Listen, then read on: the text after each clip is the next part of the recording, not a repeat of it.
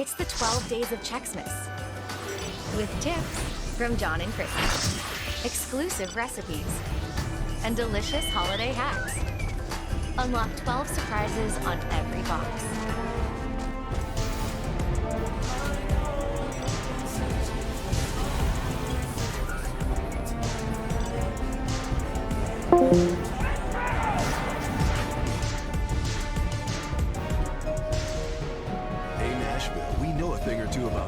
So we took juicy third-pound Angus beef, added smoked cheddar, and topped it with slow-smoked barbecue brisket. Get the new smoked brisket and cheddar Angus thick burger before it's gone. Only at Hardee's. Feed your happy. Happy baby, here again. Surplus sales in Elton, Kentucky. We have refinished Salvador hardwood flooring in stock for only $1.99 per square foot. Wow, now that's a deal I'll make you happy. Like surplus sales, flooring cabinets and more. While his neighbors were asleep, our man Scrooge was digging deep. The Peloton bike brought motivation galore. Work Peloton! His workouts were lit, and he kept finding more. As the seasons changed, Scrooge got fit until he called out, "Child, what day is it?" It's August 19th. The kid returned with a shout. When your workout's a joy, it's a joy to work out. Around the Horn is presented by Bullet Bourbon. Enjoy responsibly. Heart of happiness. Warriors Nets tonight. Enjoy responsibly. Clinton Yates from Talent starts showdown off with this odds maker. Casey, this is the NBA Finals. Clinton Yates around the horn here. I'll say it's a coin flip, 50-50, but the rub here is the fact that I don't think it's actually the Nets that have a better chance of doing it. The Warriors have been streaking like a mug, and they've got the championship experience all the way on up to the coast. Why not? You're taking Brooklyn and the Warriors and giving me all other combinations for 50-50. I will take the field in that bet. I like Golden State a lot. I'm not so sure about Brooklyn. I don't even know if they can get past the Bulls that we already talked about. Oh, really? Wow, that would be something. 50-50 was a big number. 50 Yates. I'll get the boys to 50 calories, so I'll get back to you. Week 3 in the college football playoff ranking. It's going to be announced tonight. Earlier this week in the AP poll, I saw Alabama jump Cincinnati. You guys can jump anything. Last week, Georgia, Alabama, Oregon, Ohio State were top 4. Any movement this week, Tim? I don't see how there's any movement in the top 4. There's going to be some jockeying right behind them with Oklahoma and a couple others falling. The real question is who is going to jump in to replace Alabama if Georgia beats them. None of this matters until Cincinnati makes the top 4, which is what everybody in America wants to see. What's the point of the whole system if a school like that can't find its way to the top 4? You're not wrong. What's the point of the system is the question to ask here. But you know what's going to happen, Calvin. Alabama can have 3 losses if they're going to get into the 4. Make it in. It's going to happen. Nice loss. We'll move on. Showdown 3. I want to come in say. Derek Jeter didn't deserve any of the Gold Gloves he won. Who said it? A lot of people said it, but most recently, Carlos Correa said it in the Me Gustan Los Deportes podcast for Hector Gomez. Correa's a free agent this winter. You know the Marlins aren't really in the free agent game, but the Yankees might be. Do you think saying that about Jeter will affect how the Yankees play this?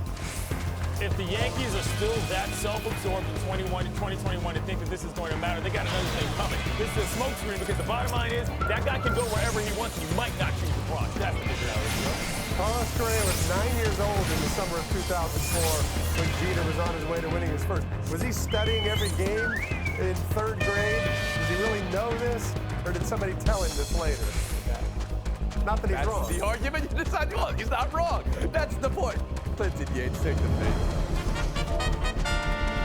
The Philadelphia Phillies have made right in the world of the mascot game. They are going back to the original Philly Fanatic design after 2 years ago, or a year ago, they decided they wanted to make their own new one with just a couple little tweaks because they didn't want to pay the original creators, the original artists who made it. Now they've settled and they're going back to it, so all is well in Philly land. By the way, pay artists for their work. That's what this country should be about.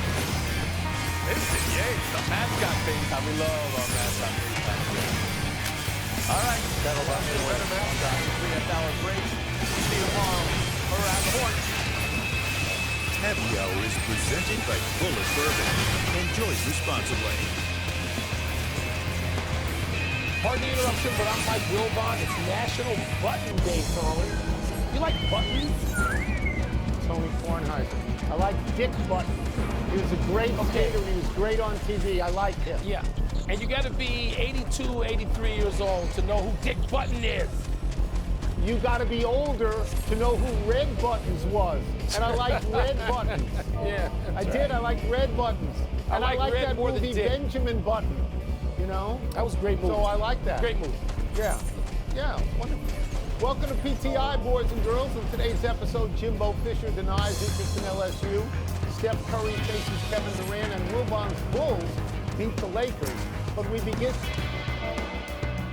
the Los Angeles Rams going to San Francisco last night and getting beat down by the 49ers 31-10. Matthew Stafford was intercepted twice early in the bright, shiny new toys of Von Miller and Odell Beckham Jr.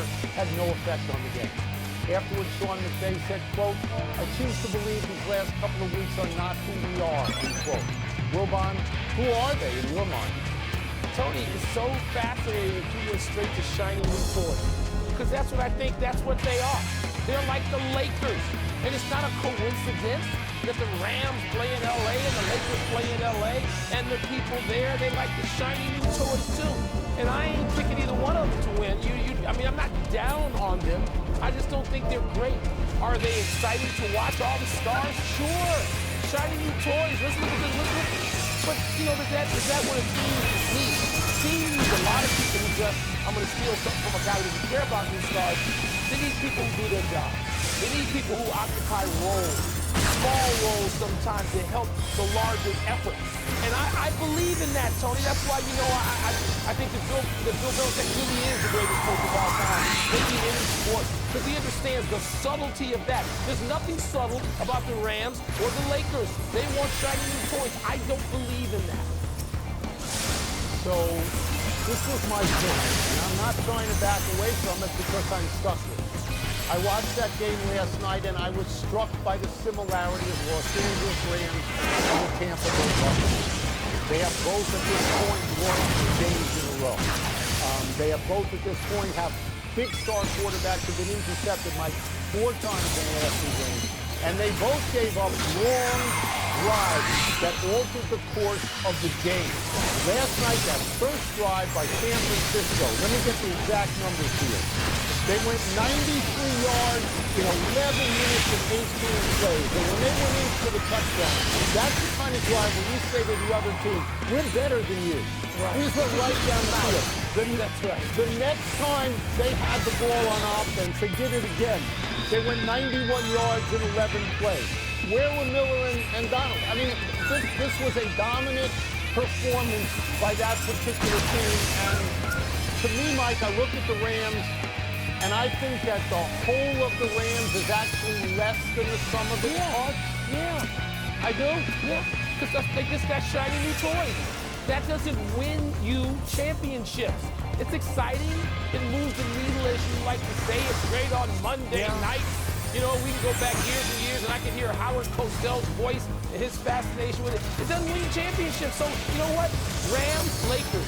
Tony, look, I'm not saying they cannot win. I'm not going to say that. Because they both have great players. Future Hall of Famers. But, Tony, I got to see something more. I got to see something. We're the glue guys. Who are they?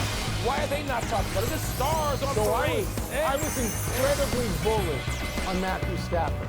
I thought he would be liberated going on to Detroit, liberated playing for Sean McVay, and it's possible, Mike, it's possible that I ignored the fact that he had a lot of statistics in Detroit, but he didn't win a lot of games.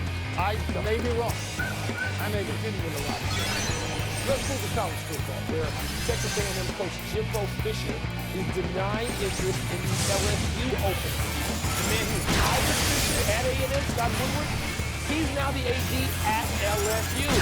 But Fisher said yesterday the Aggies recruiting class, his recruiting class, is too good to leave. That he wants to be at A&M, plans on being at A&M, and doesn't want to be anywhere else. Tom Fisher sounds clear on this issue, but are you sensing any wiggle room? So it's very declarative. Let me get the exact quotes. I ain't going nowhere, and I plan on being at A&M. I think everybody would say he's staying at A&M, but if I was a booster at LSU, I would pay attention to that. And I'd go through the following things. He's got history at LSU. He coached there under Nick Saban. He's already left one place for a lot more money someplace else. He left Florida State, Mike, where he won a national championship, and he took the money at A&M. And as you say, the guy who hired him to A&M and gave him all that money was now poised to give him a lot of money at LSU. Can anybody not look at 2 and 2 and see that it equals 4? In this particular case, what you say to Jimbo Fisher, if you're the AD Scott Woodward, what you say is pretty simple. Come home. Come home. This is where you were.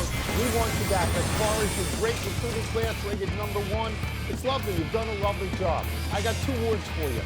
Transfer portal. Tony, I don't know Jimbo Fisher. I don't have a sense of what's important. You know, sometimes when you know people, you know they have moved before, you know they have wanderlust, you know they're always looking for a greener pasture, or they just get bored. You know, some people just get bored, and they love where they are. I don't know that about Jimbo Fisher. I don't know his personal characteristics and what moves him. But I'm not willing to lump him with others who have denied interest in moving and move, because he may love A&M. He may love being in the second recruiting class. Maybe, Tony, he believes his best shot at becoming what they have at Alabama and what they had at LSU is sticking with this group of kids he's recruited at A&M and doing it there, and maybe that's his motivation. But I don't think it's automatic. And by the way, what A&M can't pay him as much as LSU, yeah, they sure as hell can, because they got boosters too. I'm not saying it's automatic. I'm not saying it's automatic, and that was a nice subtle reference that you made before to Nick Saban, who told everybody I'm not going to Alabama. I'm staying the Dolphins, told me to my face, and then went to Alabama. But I will say this about Scott Woodward. This is his move. He has lured people out of the state of Texas before. Kim Mulkey left Baylor to go to LSU. Kim Mulkey of 3 national championships. He got Chris Peterson to Washington out of Boise State. He got Buzz Williams out of Virginia Tech to Texas A&M. So I don't discount his persuasive ability. We move on. And Wilbon, this one is for you. Your Chicago Bulls beat the Lakers last night in L.A. Beat them down. After beating the Clippers. Beat them down.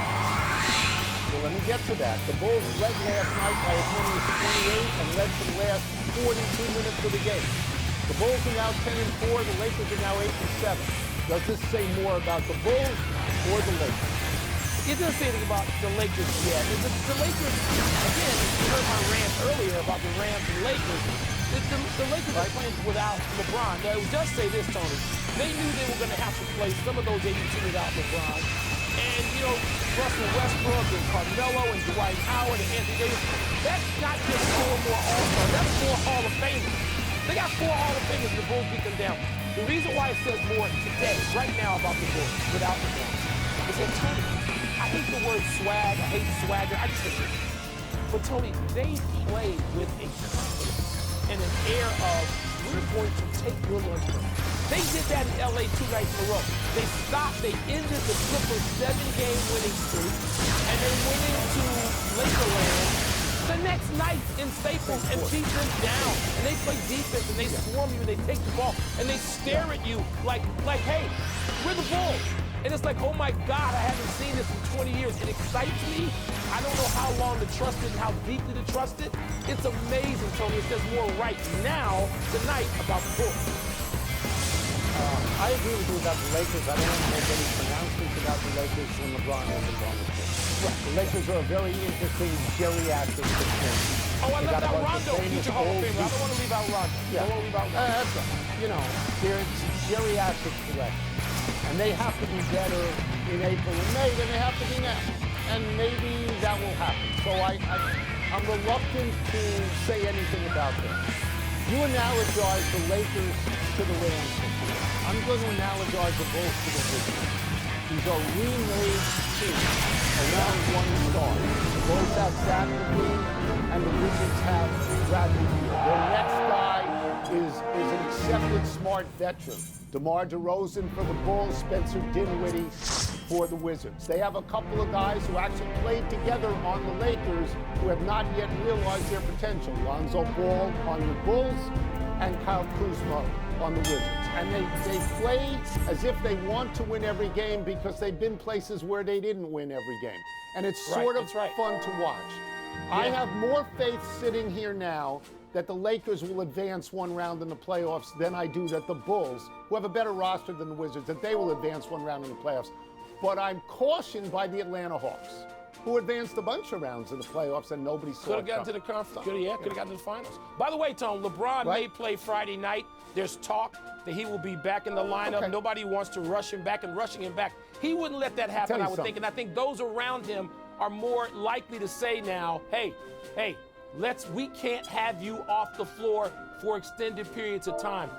But look, Tony, Charles told us on this very program that the Bulls were his team out of the others out there who weren't the